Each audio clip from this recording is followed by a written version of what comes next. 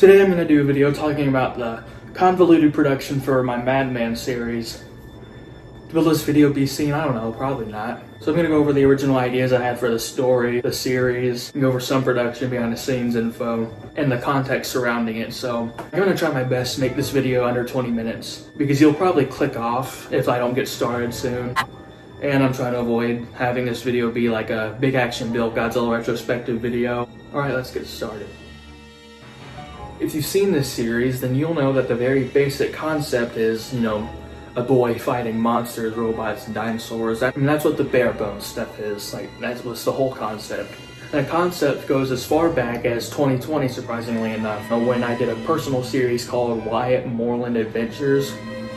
Very standard autistic stuff, I don't know. I tried executing the idea a couple times, but I either wasn't satisfied with the series, I didn't feel like continuing, wanted to work on other things, and I just didn't keep going on with it. Besides, it wasn't that good looking back at it, obviously. Now, fast forwarding to either November or December 2023, I'm not 100% sure, but that's when I started my first channel. Now, if the person watching this video right now so happened to be a returning viewer from that channel, which is unlikely other than family members, then you'll know that I uploaded different stuff at the time, kind of. Like, I was the guy that made that Godzilla behind the scenes photos video, like a series of videos where I looked through Google and found behind the scenes photos from old Godzilla films and made compilations. So, yeah, the first one, I don't remember, it either got 50 or 70,000 views, I'm not 100% sure. At some point I started uploading my personal projects to that channel, starting with Godzilla's Counterattack 3, and obviously that didn't do all that well, because people were mainly watching the behind the scenes photo series and all that.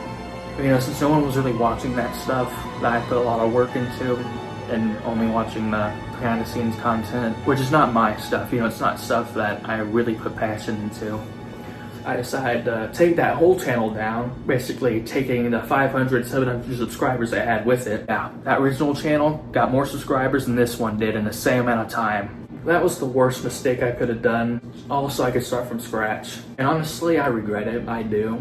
Because I might never, ever reach up to 500. And if I do, I might end up being like 20 or 40 when it happens. So, June came around, and that's when the whole Madman stuff started.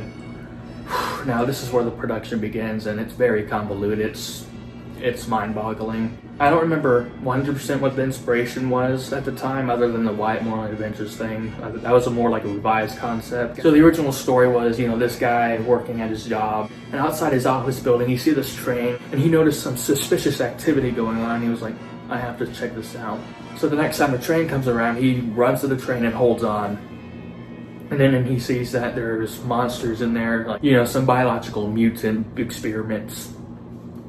I don't remember the motivation as to why they were getting created, but anyway, the train would eventually reach the source of all this, and then, it'd go from there. He'd infiltrate the place, destroy all their operations. Simple story, very bare bones. But then it changed, taking some inspiration from the B-movie Carnosaur, and some Mission Impossible influences, because I originally planned on having there be a sequence where Philip was going to get some artifact or object, tool, the same way Tom Cruise did with the Langley heist in that first film. And a T-Rex would be sleeping further down the room, so he'd have to be quiet. Yeah. I didn't end up doing that, and instead, we got what we got. And then, things kind of turned into what we have now, except that's more convoluted than the pre-production itself. Originally, it was a 40-page photo album book I used, and the first Madman entry was originally, it started with this frame, and then ended with this frame, except there was an extra photo in there. Kind of like The Shining ending, where it reveals people who are behind this whole thing. Donald Trump, Elon Musk, Joe Biden, all these celebrities. But then I removed that. And Dixon, who is the guy that smokes in there, I did not have a name for him at the time. It was kind of like a Mission Impossible thing where, Philip goes to this guy and, he's given a mission and he goes out to do it. And that so happened to be killing dinosaurs. And then my original idea for the series was going to be kind of like an episodic type thing, kind of like the first several MI films, or the Rambo series to some extent, or the Godzilla franchise, which is very episodic. And in each entry, Philip would face these different monsters. And my original idea for the sequel, Madman 2, that's what it was going to be called. At night, the same company that unleashed dinosaurs would unleash a shark into a pond. So if any night swimmers went in there and got eaten, then the company would take the shark back out. So any witnesses that saw the people get killed would make police reports. And then the police would look and they don't find anything. And then they'd arrest the person for making a false police report, which the main motivation here is they'd have to pay bond to get out. Money, yeah. This money scheme, that's what it is. And then Philip would come in, he notices all this, and he decides to, team up with the smoking guy. Would have been revealed to have been working for that company, but not in like a betrayal type way, mainly like he was a participant, but then once he realized what the company was really up to, he decided no.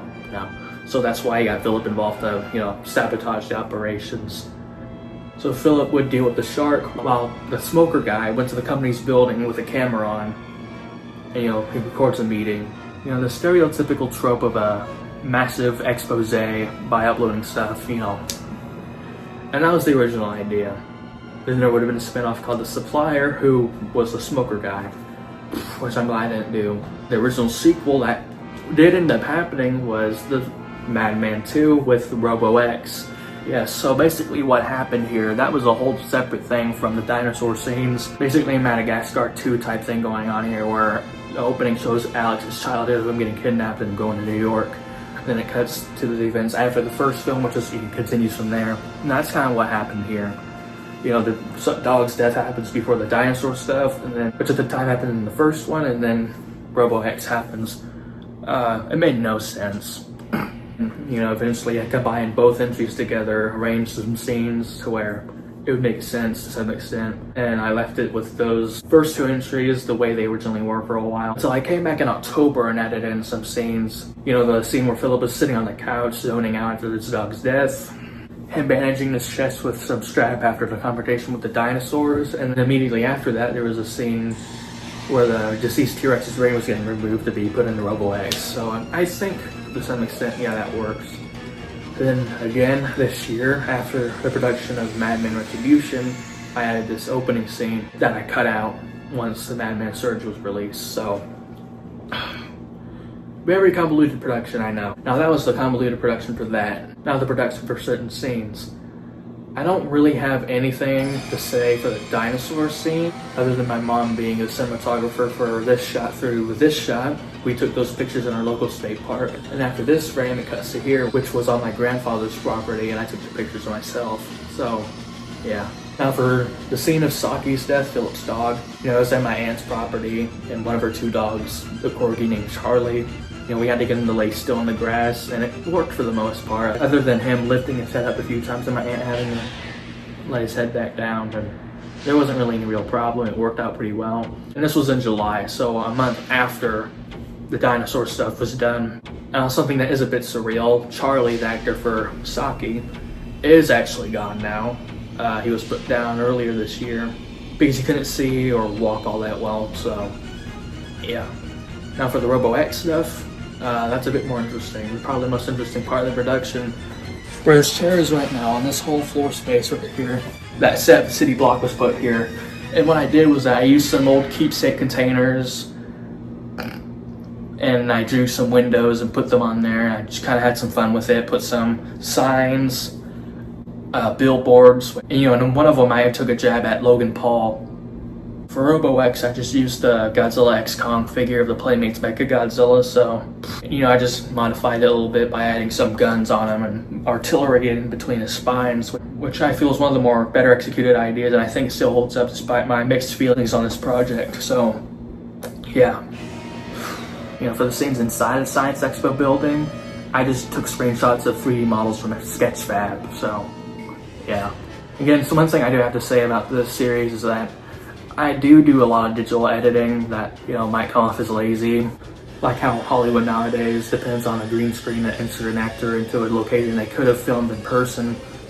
Genuinely hate that I have to do that. But the limited stuff I'm working with as a one-man show and, my limited access to things, that's all I could have done. And I guess it worked, but I still look back at it with some disdain just because of the way it was done. Which is something I could also say for the Madman Retribution, which I'm going to move on to now. Now, I wasn't 100% sure what I was going to do at first. until I came up with the idea for that plane crash scene inspired by the plane crash from Madagascar 2. Of all things, although I guess it is a childhood film, so I guess it works. After that, there was a bit of a gap. There wasn't much being done until like later on in December. Yes, I was still having a bit of trouble coming up with what I do. Although around that time, I did recently get a new inspiration after I first saw Die Hard for the first time, which was the whole inspiration for him infiltrating a building, so.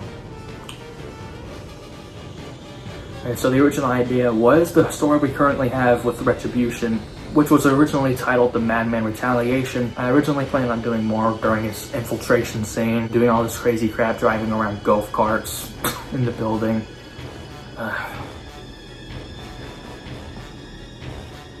Okay, so looking back at the production itself, it wasn't all that convoluted, nowhere as convoluted as the first one, but I guess it was the post-production, after the project was long done, where I take some stuff out. So the reason the Madman and Retribution look the way they do is because I constantly go back to re-edit stuff, doing all those re-edits I mentioned earlier. I'm sending the video files back and forth between my phone and my computer where I would edit certain things. And due to the runtime of the videos being sent back and forth, the videos would become pixelated. So if you watch them, you could notice some shots that are pixelated. Yeah, I had to go back and enhance them with AI later on, which I'm not happy I did. Which is why they're such low quality compared to my other projects from this year, like Godzilla's Rage and Madman 3. Okay, so the whole Mafia influence I added in later on. The reason I added that in was so I have Philip could have a more believable connection to getting access to all these weapons in the plane. Was originally going to have, the smoker guy and the Don be two different people, but at some point I decided to have that smoker guy be the Don. And that's when I eventually gave him the name Dixon, which if you've watched the series, you'll know why this wouldn't make much sense. Like, why would Dixon tell Philip to go kill these dinosaurs while he has all these men to work with? I don't know, it doesn't make much sense now. And I did decide to add in this whole mob influence before I even watched The Godfather, which I was telling my grandmother about the whole concept, and she recommended I watch the Godfather trilogy. And I did end up watching it in between the plane crash scene and the rest of the production. My precious Michael, I slammed my balls on a closing door. And the first Godfather is currently one of my favorite crime films at the moment, so. One more idea that was taken out later on. After the plane crash, Philip took a train to New York, and he would have jumped from the train he jumped on onto a subway train. And what would have happened is that Sam, the villain, would have sent men to go after Philip because he knew Philip was on his way to the New York branch to screw things up.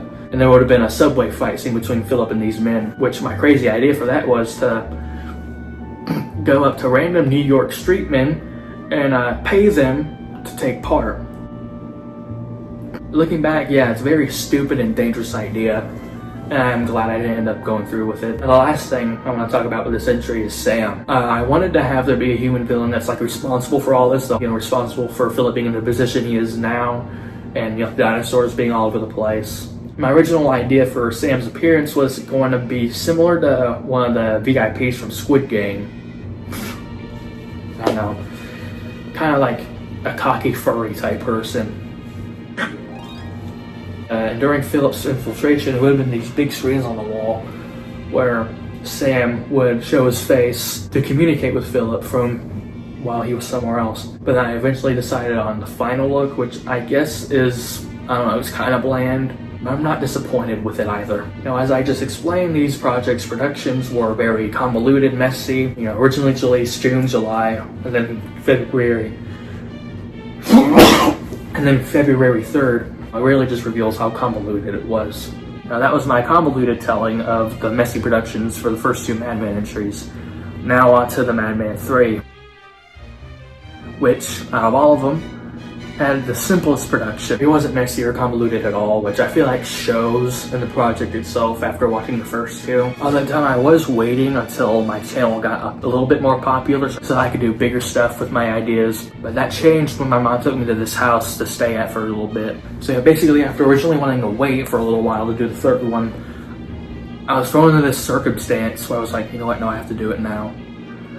And yeah, it was just kind of abrupt. It came out of nowhere. Yeah, I didn't feel like I'd be prepared, but later on I did prove myself wrong by doing something I haven't done up to that point, which was making storyboards. Not the storyboards that are drawn. The way I did it was, I made images of PNG slapped together, for reference of certain shots, while others were screenshots I took from other movies to use as reference. So if you've seen the behind the scenes video for that, you'd know. Now for the Velociraptor and Spinosaurus fight scene, my mom was a cinematographer for those. Like almost every time, we took those pictures outside, and I'd sweat my ass off. Like I felt disgusting.